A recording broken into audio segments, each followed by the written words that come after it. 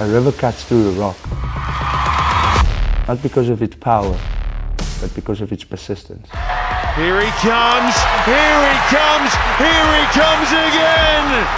Ricardo Duarttee, tricky Ricky! He was a very naughty little boy. Ricky was kicked out of 2 prestigious schools here in South Africa. He was still partying that time. This is where my discipline problems really started. You must give up your car, sorry for that. But we are not investing in this again. We had a decision to make, either we fail together or we win together. And that was like a very disappointing time in our lives.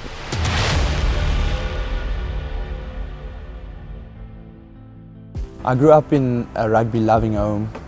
We used to watch rugby every single weekend. He was very sporty and a strong little boy. He always wanted to do everything. Definitely had dreams of running out with the green and gold with the Springbok on your chest. I can remember his first game when he was like 6 years old. He actually put his scrum cap on the wrong way and he didn't want to take it off for days. From the first time that he was introduced to rugby, he was in love with it. As he went on to high school, that was another thing.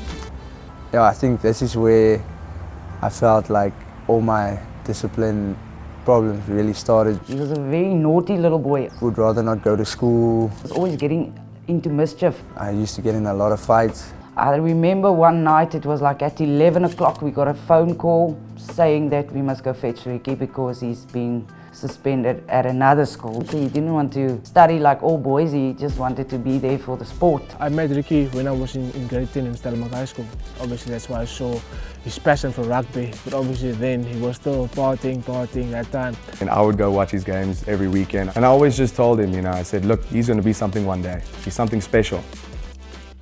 After high school, things didn't go to plan. In 2016, I broke my ankle, so I couldn't play any rugby in my matric year, which made it really difficult to get a contract anywhere else. I think after that injury, he thought his whole life was coming down because he couldn't go to Wildeklaver. That's where all the guys get selected for the big teams. If you haven't been earmarked since school days, it's a really, really difficult road to go on to play professional rugby in South Africa. So when he, didn't get a contract straight off the bat from high school, I could see the drive and the anxiousness in him to just find his footing and find the gaps. I looked at opportunity to go to UJ. Then Coach Philip Lemmer said, you're gonna come train with the under-19 Currie Cup Lions squad. And where I actually thought this is another opportunity. He went to UJ and I said to him, but you must go and you must study. Yeah, Ricky's never been much of an academic, let's put it lightly. He's got one train focus and that's rugby, nothing else. He didn't study, so he came back with no degree. And that was like a very disappointing time in our lives. No matter how many times I got knocked down, I just had to get back up. So at the end of the under-19 Currie Cup year, I didn't manage to get a contract. And my parents actually put some pressure on me and said, we're not going to give you money, you must start working here by us, we'll pay you per hour.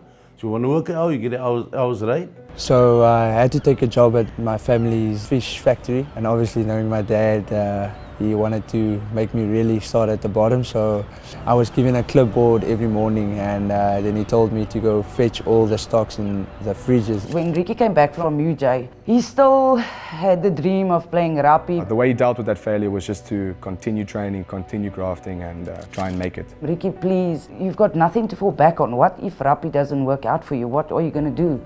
And he said, Ma, I'm going to play rugby. And he was selected again for Western Province, and that also didn't work out for him because then COVID came. That was just, I guess, the nail in the coffin.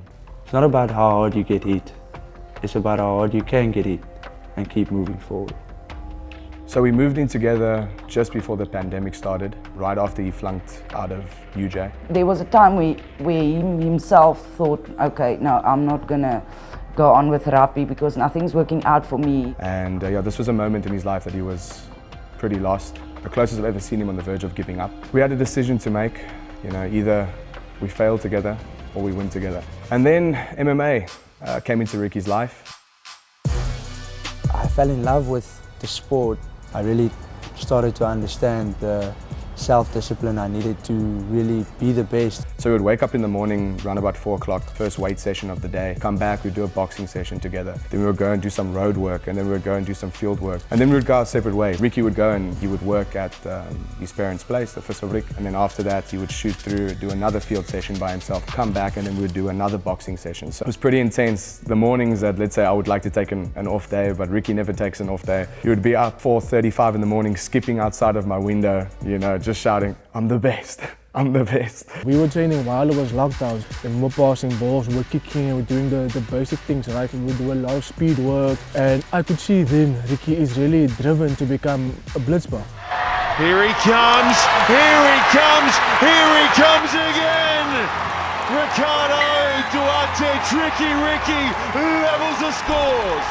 Yeah, I think it all started end of 2021, and we had an invitational tournament, a couple of teams, the Springbok Sevens Academy, and there were some invitational players just to fill up 1 or 2 teams. So Ricky was actually one of those players, and he told me, "Coach, I really want to make this. I have one opportunity and I really want to make it." And that gave me the confidence in accepting the Sevens program. Ricky needed 125,000 Rand to get into the program. To have paid that off, he would have had to work a whole year. And he said to me, "Ma, please, can I not just give up my car? I will pay for it myself." We said to him, "Yeah, but you're on your own. You must give up your car. Sorry for that. We are not investing in this again." I saw, listen, there's something special about this player. And then after the 6 months, they offered him a contract. Yeah, I think that was a very special moment when we spoke to Ricky and he said, "Mom, I'm selected for the Blitzboks. I'm going to play." Yeah, that was a very, very proud moment. First time in Dubai, big city lights, in the desert. I will never forget my first experience as a Blitzbok. He wasn't crying, I was crying. I become very emotional when Ricky plays. The thing that stood out most is that brilliant step, and I think he can basically do anything on the field. So he's a little magician there, and I guess that's why they call him Tricky Ricky. It's my first time playing in a stadium like this. I just want to thank everybody for coming out, all my friends, all my family. We're going to lift this cup as well. One of the pinnacles of my life, to see this man live his dream. It's a beautiful moment. There's still a lot more to see. I think this is only the start of Ricardo Duarttee. The boy I was back then and the man I am today, they're from 2 different worlds. From a person that had no discipline, that's the one thing that I could say grew on him, and now he's a very disciplined boy. So there's always hope in any child to change. To see him never give up and just be the resilient person that he is makes him remarkable. So seeing him now, we couldn't be prouder of who he is.